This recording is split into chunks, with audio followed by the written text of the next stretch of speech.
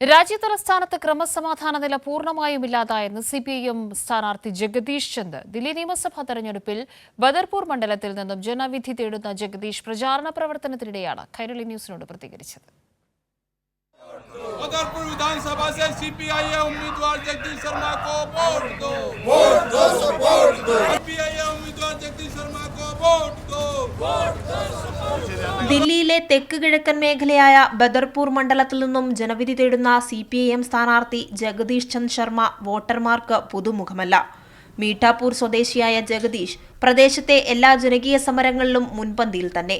പ്രദേശത്തെ ഭൂഗർഭജല മലിനീകരണവും അനധികൃത ഭൂമി കയ്യേറ്റങ്ങൾക്കുമെതിരായ സമരത്തിലെ മുൻനിര പോരാളി ഇത്തവണ ബദർപൂരിൽ നിന്നും ജനവിധി തേടുമ്പോൾ ജനങ്ങളിൽ നിന്ന് വലിയ പിന്തുണയാണ് ലഭിക്കുന്നത്.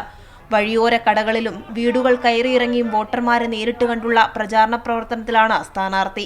പ്രചാരണത്തിനിടെ പ്രാദേശിക വികസന പ്രശ്നങ്ങളിൽ തുടങ്ങി ദില്ലിയിലെ ക്രമസമാധാന വിഷയങ്ങൾ പോലും വോട്ടർമാരുമായി പങ്കുവയ്ക്കുന്നു.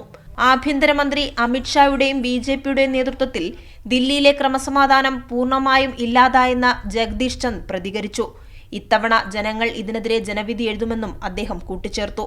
यहाँ की जो ये कानून व्यवस्था है, पुलिस प्रबंधन, वो सेंटर के अंडर है, ना कि आबादी पर। गृह मंत्री के हाथ में तो ये सारी उनकी है, लेकिन उनका तो काम है कि वो अपनी कमियों को दूसरे पे थोपते हैं. ഫെബ്രുവരി 5-ന് വോട്ടെടുപ്പ് നടക്കുന്ന ദില്ലിയിൽ കരവാൽ, ബദർപൂർ എന്നിങ്ങനെ 2 സീറ്റിലാണ് സിപിഐഎം മത്സരിക്കുന്നത്. ദില്ലി തെരഞ്ഞെടുപ്പിന് ദിവസങ്ങൾ മാത്രം ബാക്കി നിൽക്കെ കടുത്ത പ്രചാരണത്തിലാണ് സിപിഐഎം സ്ഥാനാർത്ഥി. ബദർപൂർ മണ്ഡലത്തിൽ നിന്നും ജനവിധി തേടുന്ന ജഗദീഷ് ചന്ദ് വർമ്മ വലിയ പ്രചാരണം ശക്തമാക്കിയിരിക്കുകയാണ് ദില്ലിയിലും.